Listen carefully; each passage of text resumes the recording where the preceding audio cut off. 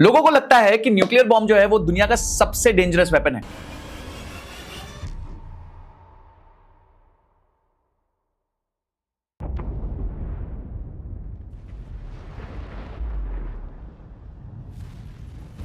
But let me tell you, nuclear bombs are not the world's most dangerous weapon. असली ताकत, real power एक green कागज के टुकड़े में छुपी है। उसका नाम है द यूएस डॉलर। दुनिया का 90% ट्रेड, आपका पेट्रोल, आपका iPhone, even the debt on your country, सब कुछ इसी एक करेंसी के सहारे चलता है। But what if I tell you कि जिस डॉलर ने अमेरिका को सुपर पावर बनाया, वही डॉलर अब अमेरिका को अंदर से खोखला कर रहा है। और क्या हो अगर मैं कहूं कि यूएस खुद डॉलर को गिराना चाहता है। आज हम डॉलर की 200 साल की हिस्ट्री, उसकी प्रेजेंट डे वेपनाइजेशन और एक ऐसी मैसिव कॉन्स्पिरेसी को डिकोड करेंगे जो 2026 में पूरी दुनिया की इकोनॉमी को रीसेट कर सकती है। इस वीडियो को अगर आपने एंड तक देख लिया तो यूएस डॉलर की पूरी हिस्ट्री समझ जाओगे। आज तक किसी ने इतना आसान तरीके से यूएस डॉलर का जन्म और आज तक जो हुआ है उसको नहीं सिखाया होगा। पर आगे बढ़ने से पहले अभी तक आप में से सिर्फ 26% लोगों ने चैनल को सब्सक्राइब किया है। बहुत मेहनत और रिसर्च लगती है, तो इसलिए रिक्वेस्ट करूंगा कि चैनल को सब्सक्राइब कर लीजिए, घंटी दबा दीजिए ताकि ऐसी अमेजिंग वीडियोस आपसे मिस ना हो।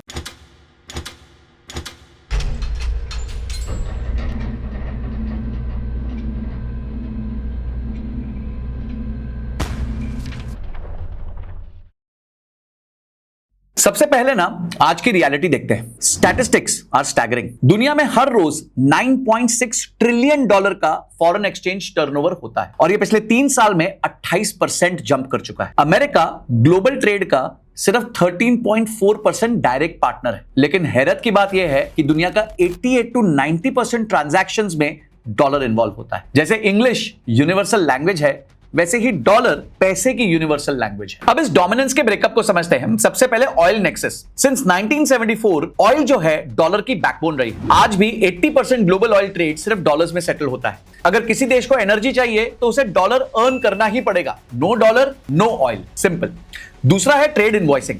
अमेरिका में 96% और एशिया पैसिफिक में 74% एक्सपोर्ट्स डॉलर में इनवॉइस होता है। मतलब अगर थाईलैंड को चाइना को कुछ बेचना है तो पेमेंट अक्सर डॉलर में होती, थाई बात या युआन में नहीं होती। और तीसरा है the service surplus. America goods में तो पीछे है पर सर्विसेज में राजा है। 2024 में यूएस ने 1.15 ट्रिलियन डॉलर की सर्विसेज को एक्सपोर्ट किया था। Financial services, intellectual property rights और टेक्नोलॉजी, ये पूरा सेक्टर प्योरली डॉलर बैक। लेकिन रिजर्व्स की कहानी थोड़ी अलग लग रही। 1999 में 71% ग्लोबल रिजर्व्स डॉलर में थे, जो 2024 तक गिर के 58% रह गए। The crown is slipping but nobody has been able to snatch it yet. पर क्या डॉलर हमेशा से रिजर्व करेंसी था? आइए डॉलर की हिस्ट्री को समझते हैं। डॉलर राजा बनने के लिए पैदा नहीं हुआ था, इसने 4 फेज में अपनी ताकत को बनाया है। सबसे पहला फेज था द बाय मेटालिक स्ट्रगल, जो था 1792 से 1871। अमेरिका उस टाइम एक यंग रिपब्लिक था, पॉलिटिकली फ्री था पर फाइनेंशियली फ्रजाइल था। उस वक्त दुनिया का एक ही रूल था, मनी मस्ट बी मेटल। इसलिए यूएस ने गोल्ड और सिल्वर दोनों को लीगल मनी डिक्लेयर कर दिया था। ठीक है जी, फेयर साउंड करता है। एक्चुअली इसकी वजह से अनस्टेबिलिटी आ गई और यहां इकोनॉमिक्स का एक ब्रूटल रूल एक्टिवेट हो गया जिसे कहा जाता है Gresham's law. Bad money drives out good money. जैसे ही सिल्वर ग्लोबल मार्केट्स में अबंडेंट और सस्ती हुई, लोगों ने गोल्ड को होर्ड करना चालू कर दिया और सिल्वर को सर्कुलेशन में ही छोड़ दिया। रिजल्ट क्या हुआ? मनी सिस्टम डिस्टॉर्ट हो गया, कॉन्फिडेंस हिलने लगा और हर जगह आर्बिट्राज होने लगा, यानी कि कहीं और से सस्ता खरीदा, कहीं और पे महंगा बेच दिया। 1834 में अमेरिका ने क्वाइटली एक डिसीजन ले लिया। गोल्ड को उसने अपना एंकर बना दिया। कोई ड्रामा नहीं किया, कोई अनाउंसमेंट नहीं किया, बस एक मैसेज दिया, वैल्यू का सेंटर एक ही होगा। This was America's first lesson in monetary power. Stability beats fairness. और ऐसे ही मनी लेसन अगर आप भी लेना चाहते हैं, अपने आप को फाइनेंशियली फ्री करना चाहते हैं, म्यूचुअल फंड किस तरीके से सिलेक्ट करने वो जानना चाहते हैं, फाइनेंशियल प्लानिंग सीखना चाहते हैं, तो इसके लिए मैं एक मास्टर क्लास कर रहा हूं। ये 2 घंटे की मास्टर क्लास में हम डिकोड करेंगे कि आपका फाइनेंशियल इंडिपेंडेंस का नंबर क्या होना चाहिए, आपको किस तरीके से अपने एसेट को एलोकेट करना चाहिए, कौन से म्यूचुअल फंड को रखना चाहिए, कौन से म्यूचुअल फंड को नहीं रखना चाहिए। आज तक 50,000 से ज्यादा लोग इस पर्टिकुलर मास्टर क्लास को अटेंड कर चुके हैं, तो अगर आप भी इसको अटेंड करना चाहते हैं तो इसका फॉर्म का लिंक मैंने डिस्क्रिप्शन में दिया है। फॉर्म के बाद एक व्हाट्सएप ग्रुप मिलेगा, उस व्हाट्सएप ग्रुप को ज्वाइन कर लीजिए।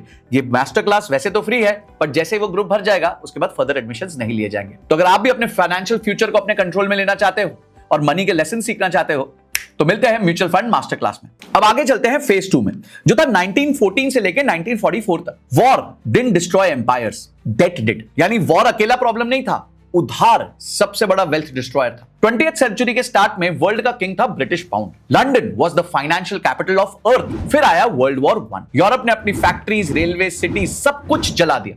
और अमेरिका वो ज्योग्राफिकली सेफ था और इकोनॉमिकली अपॉर्चुनिस्टिक था। यूएस ने क्या किया, यूरोप को वेपन्स बेचे, फूड सप्लाई दी और लोन्स दिए। और जब वॉर खत्म हुआ तो अमेरिका उधार में नहीं था, उधार देके बैठा हुआ था। यानी सारी दुनिया में अमेरिका का दबदबा हो गया। लेट 1920s तक दुनिया का गोल्ड जो है वो यूएस वॉल्ट्स में शिफ्ट होना चालू हो गया था। डॉलर ग्लोबल रिजर्व का मेजॉरिटी बन चुका था। और इस फेज का असली लेसन था, currency power doesn't come from trade alone, it comes from who survives the crisis with capital intact. इसका मतलब बड़ा सिंपल है कि करेंसी की जो पावर है वो ट्रेड से नहीं आती, पर ऐसे एक्सट्रीम सिचुएशंस में कौन सर्वाइव कर पाएगा उससे आती है। और यहां पे आता है फेज 3। वो था ब्रेटन वुड्स एरा 1944 से 1971 तक। ये वो टाइम था जब डॉलर वचन से शासन बन गया था। जुलाई 1944 माउंट वॉशिंगटन होटल में 44 कंट्रीज एक साथ आई और सारी कंट्रीज थक चुकी थी और एक क्लियर क्वेश्चन था, ट्रस्ट किसको करें। गोल्ड बहुत कम था, ब्रिटेन ब्रोक हो गया था और अमेरिका के पास दुनिया का 70% गोल्ड था। फैक्ट्रीज इंटैक्ट थी, पॉलिटिकल लेवरेज था, तो एक ब्रिलियंट स्ट्रक्चर बना दिया गया, एक अपसाइड डाउन पिरामिड जिसका बेस होगा गोल्ड, मिडिल में होगा डॉलर और उसके ऊपर होंगी सारी करेंसीज। और उस दिन पैक किया गया कि 1 आउंस जो गोल्ड है वो $35 का होगा, यानी $35 पर आउंस। और उसके बाद जितनी बाकी कंट्रीज होंगी वो डॉलर से पैक हो जाएंगी, तो यानी कि गोल्ड, डॉलर और उसके बाद सारी करेंसीज। तो डॉलर ने गोल्ड को रिप्लेस नहीं किया, डॉलर गोल्ड का इंटरफेस बन गया। इस मोमेंट के बाद डॉलर सिर्फ करेंसी नहीं रहा, वो ग्लोबल सेटलमेंट का प्रोटोकॉल बन गया। हर कंट्री ने ट्रेड किया पर हर बैलेंस शीट अल्टीमेटली डॉलर में ही बात कर रही थी। और यहां आया phase 4, the petrodollar era. From gold backed to oil backed to power backed. Richard Nixon gold window बंद कर देते हैं, शॉकवेव्स आ जाती है, डॉलर सडनली पेपर बन जाता है। वर्ल्ड को लगता है गेम ओवर हो गया है क्योंकि रिचर्ड निक्सन ने डॉलर को गोल्ड से डीलिंक कर दिया। पर अमेरिका ने पैनिक नहीं किया, अमेरिका ने पैनिक की जगह पिवट किया। अमेरिका और सऊदी अरेबिया के बीच में एक स्ट्रेटेजिक अलाइनमेंट होती है। सऊदी जो है ऑयल सिर्फ डॉलर्स में बेचेगा और उसके बजाय अमेरिका मिलिट्री प्रोटेक्शन और फाइनेंशियल एक्सेस देगा। रिजल्ट क्या हुआ? Oil is energy, energy is economy and economy is power. और ऑयल का गेटकीपर बन गया डॉलर। हर कंट्री को डॉलर चाहिए to buy oil, dollar earn करना पड़ेगा टू सर्वाइव। ये मार्केट की डिमांड नहीं थी, ये एक मार्केट की इंजीनियर्ड डिमांड थी जो यूएस ने स्ट्रेटेजिकली इंजीनियर की थी। For the first time in history a currency was backed not by metal but by energy, military और geopolitics। यानी कि गोल्ड की वजह से डॉलर की वैल्यू नहीं थी, पर एनर्जी, मिलिट्री और जियोपॉलिटिक्स की वजह से। पर हर चुटकी सिंदूर की कीमत तो होती है रमेश बाबू। ये डॉलर के प्रिविलेज की क्या कीमत है, आइए जानते हैं। इकोनॉमिस्ट रॉबर्ट ट्रिफिन ने 1960 में एक खतरनाक डायलेमा प्रेडिक्ट किया और उसका नाम था द ट्रिफिन डायलेमा। दुनिया को ट्रेड करने के लिए डॉलर चाहिए, डॉलर सप्लाई करने के लिए अमेरिका को हमेशा ट्रेड डेफिसिट में रहना होगा, ज्यादा डॉलर्स को बाहर भेजना होगा। पर अगर अमेरिका बहुत ज्यादा डेफिसिट करेगा तो लोगों का डॉलर पे से ट्रस्ट हट जाएगा। अब इसका रिजल्ट क्या हुआ? रिजल्ट था द हॉलोइंग आउट। क्योंकि पूरी दुनिया को डॉलर चाहिए as a reserve asset, dollar हमेशा ओवर वैल्यूड रहता है और इसका मतलब बहुत डेंजरस है। अमेरिकन प्रोडक्ट्स हमेशा महंगे रहते हैं, इस वजह से अमेरिका की मैन्युफैक्चरिंग खत्म हो गई। डेटा में बताऊं तो 1980s में 20 मिलियन मैन्युफैक्चरिंग वर्कर्स होते थे जो आज सिर्फ 13 मिलियन रह गए। बढ़ने की तो छोड़ो, ये घट चुके हैं। अमेरिका अब अप्रोक्सीमेटली दुनिया का 30% कंज्यूम करता है पर वो प्रोड्यूस जो है सिर्फ 25% करता है। America is now a financial empire that has lost its industrial soul. यानी कि फाइनेंशियल एम्पायर तो है पर इंडस्ट्रियल सोल जा चुकी। पर अब डॉलर का फ्यूचर क्या होगा,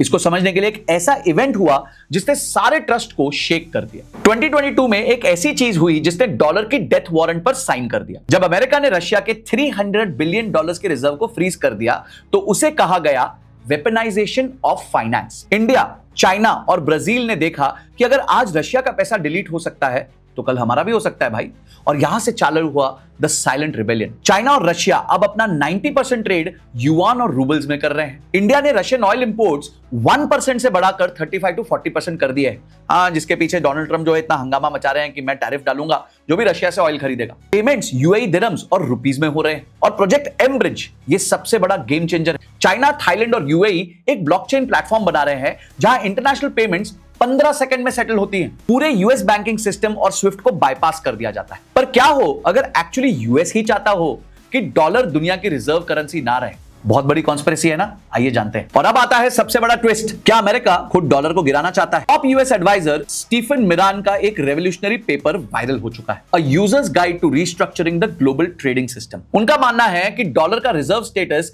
अब अमेरिका के लिए ताकत नहीं, श्राप बन चुका है, कर्ज बन चुका है। और यहां आता है the Miran thesis and Mar a Lago accord. Miran का प्लान सिंपल है पर बहुत रेडिकल है, डेलिबरेट डिवैल्यूएशन। अमेरिका को अपने पार्टनर्स जैसे कि जापान, जर्मनी, यूके के साथ मिलकर एक नया प्लाजा अकॉर्ड साइन करना चाहिए, the Mar a Lago accord. China is both our biggest economic competitor and our biggest military rival. So that's going to require a special kind of formula. जो plaza accord के बारे में नहीं जानते और उसके बाद के फॉलोआउट के बारे में नहीं जानते, मैंने उसके ऊपर एक डिटेल्ड वीडियो बनाई है जापान क्राइसिस के ऊपर, आई बटन पे है और डिस्क्रिप्शन में है, आप जाके देख सकते हैं। डॉलर को डिलिबरेटली सस्ता किया जाए ताकि यूएस एक्सपोर्ट सस्ते हो जाए और फैक्ट्रीज वापस अमेरिका में आ जाए और डेट को रीफाइनेंस किया जाए। फॉरेन कंट्रीज को मजबूर किया जाए कि वो अपने डॉलर होल्डिंग्स को long term century bond, century समझते हो, 100 साल में कन्वर्ट कर दे ताकि अमेरिका सदियों तक सस्ता कर्जा लॉक कर सके। और अगर किसी ने भी आवाज उठाई तो भाई वो बोलेगा भाई अगर हमसे मिलिट्री प्रोटेक्शन चाहिए तो हमारी करेंसी की वैल्यू गिराने में हेल्प करो। और यहीं आता है 100% टैरिफ थ्रेट। प्रेसिडेंट ट्रंप ने वार्निंग दी है, जो भी देश डॉलर को रिप्लेस करने की कोशिश भी करेगा उस पर 100% टैरिफ लगा दिया जाएगा। And this is called stick and carrot policy, यानी कि यूएस जो है कैरेट भी, गाजर भी यूज करेगा और स्टिक भी यूज करेगा ताकि जो जितने देश हैं वो अपने बॉन्ड्स को सेंचुरी बॉन्ड्स यानी 100 साल में कन्वर्ट कर दे। तो दोस्तों हम एक ऐसे मोड़ पर खड़े हैं जहां हिस्ट्री रिपीट नहीं हो रही है बल्कि रीराइट हो रही। डॉलर का एक्सॉर्बिटेंट प्रिविलेज अब उसके लिए एक बहुत बड़ा हैंडीकैप बन चुका है। अमेरिका के सामने बहुत बड़ा सवाल है, क्या वो एक फाइनेंशियल एम्पायर रहना चाहता है या फिर वापस अपनी इंडस्ट्रियल सोल को जिंदा करना चाहता है? लेकिन इस पूरे जियोपॉलिटिकल सर्कस का आपकी जेब पर, आपके इन्वेस्टमेंट्स पर क्या असर पड़ेगा? Let's decode what it means for your money. अगर हम एसेट क्लासेस देखें तो गोल्ड, ये जो है दुनिया का अल्टीमेट इंश्योरेंस है। चाहे वो चाइना हो या इंडिया, ऑलरेडी गोल्ड जमा हो रहा है। गोल्ड रिजर्व एसेट्स का बेस है। अगर डॉलर का डोमिनेंस माइल्ड स्ट्रक्चरल डिक्लाइन में जाता है तो गोल्ड का जो कॉन्फिडेंस है वो और बढ़ जाएगा। फॉर एन इन्वेस्टर गोल्ड अब सिर्फ एक ऑर्नामेंट नहीं रहा है बल्कि एक ग्लोबल इंस्टेबिलिटी के खिलाफ एक फाइनेंशियल शील्ड है। और अगर दुनिया की रिजर्व करेंसी शिफ्ट होती है तो उस बीच में जब तक नया विनर नहीं मिलता तब तक गोल्ड ही हीरो रहेगा। सेकंड है बॉन्ड्स। तो जो सेंचुरी बॉन्ड आ रहे हैं, अगर मारा-लोगो अकॉर्ड रियलिटी बन जाता है तो फॉरेन गवर्नमेंट्स को फोर्स किया जा सकता है कि वो अपने शॉर्ट टर्म डेट को 100 ईयर सेंचुरी बॉन्ड्स में कन्वर्ट कर दे। इसका मतलब है कि यूएस सस्ते में अपना कर्जा लॉक कर लेगा, लेकिन इन्वेस्टर्स के लिए यील्ड्स अनप्रेडिक्टेबल हो सकती हैं। अगर डॉलर की डिमांड गिरती है तो यूएस बोरोइंग कॉस्ट बढ़ जाएंगी, जो ग्लोबल बॉन्ड मार्केट्स में एक सुनामी ला सकती है। तीसरा आता है equities, wall street versus main street. एक वीक डॉलर पॉलिसी यूएस की एक्सपोर्टिंग कंपनीज और मैन्युफैक्चरिंग सेक्टर के लिए तो बून है, लेकिन कंज्यूमर गुड्स महंगे हो जाएंगे, जिससे जो इन्फ्लेशन आज ऑलरेडी बहुत ज्यादा है वो और भी बढ़ सकती है। और हिस्टोरिकली जब भी डॉलर वीक होता है तो इमर्जिंग इक्विटीज जैसे कि इंडिया, ब्राजील, ये सब आउट परफॉर्म करती है। तो the shift could mean a massive rotation of capital from west to east, यानी कि इंडिया और इमर्जिंग इकोनॉमीज को फायदा हो सकता है। चौथा है digital assets. The new pipe stable coins अभी 99% डॉलर से लिंक्ड, यानी वो डॉलर की रीच को और बढ़ा रहे हैं। लेकिन प्रोजेक्ट एम ब्रिज जैसे प्लेटफॉर्म्स दिखाते हैं कि फ्यूचर डिजिटल पाइप्स का है जो स्विफ्ट को बाईपास कर सकते हैं। इसको ऐसे मानिए कि डॉलर का एक हाईवे अलग चल रहा है और इस टेक्नोलॉजी की वजह से एक और हाईवे क्रिएट हो रहा है जिसे हम पैरेलल हाईवे कह सकते हैं। तो फाइनली क्वेश्चन ये है कि क्या डॉलर डूब जाएगा? अरे नहीं, डॉलर आज भी एक यूनिवर्सल लैंग्वेज है। जब तक यूएस के पास दुनिया के सबसे डीप फाइनेंशियल मार्केट्स और मिलिट्री पावर है, उसे रिप्लेस करना नियरली इंपॉसिबल है। लेकिन डोमिनेंस अब एब्सोल्यूट नहीं रहेगी, फ्रैगमेंटेड हो जाएगी। हम एक बाइपोलर वर्ल्ड की तरफ बढ़ रहे हैं। एक तरफ है वेस्टर्न ब्लॉक, डॉलर, यूरो, और दूसरी तरफ है eastern bloc, yuan, gold, mBridge. Dollar king से गिरकर शायद फर्स्ट अमंग्स इक्वल रह जाएगा। अमेरिका खुद अपना एक्सॉर्बिटेंट प्रिविलेज सैक्रिफाइस कर रहा है ताकि वो अपने घर में फैक्ट्रीज को वापस ला सके। दोस्तों पैसा सिर्फ एक ट्रांजैक्शन का जरिया नहीं है, ये जियोपॉलिटिक्स, टेक्नोलॉजी और ट्रस्ट का नया चेहरा है। इस बढ़ती दुनिया में वही जीतेगा जो सिर्फ करेंसी की वैल्यू नहीं बल्कि उसके पीछे की स्ट्रैटेजी को भी समझेगा। क्या आप तैयार हैं इस ग्रेट करेंसी रीसेट के लिए? मुझे कमेंट्स में जरूर बताइएगा आपका क्या व्यू है डॉलर के बारे में और कौन सी वो अगली करेंसी हो सकती है जो रिजर्व करेंसी बन सकती है, इसके बारे में भी मुझे जरूर बताइएगा। वीडियो पसंद आई है तो लाइक जरूर करना, एटलीस्ट अपने 5 से 10 दोस्तों को भेजना ताकि उनको भी डॉलर की कंप्लीट अंडरस्टैंडिंग मिल जाए एंड टू एंड। और किस मुद्दे पे वीडियो बनाऊं मुझे जरूर बताइएगा। Mutual fund master class attend करिएगा जिसका लिंक डिस्क्रिप्शन में है। फॉर्म भर के एंड में व्हाट्सएप ग्रुप को ज्वाइन कर लेना। वैसे ये मास्टर क्लास फ्री है बट सीट्स बहुत लिमिटेड हैं। This is Sanjay Kathuria signing off till the next video. जय हिंद, जय भारत।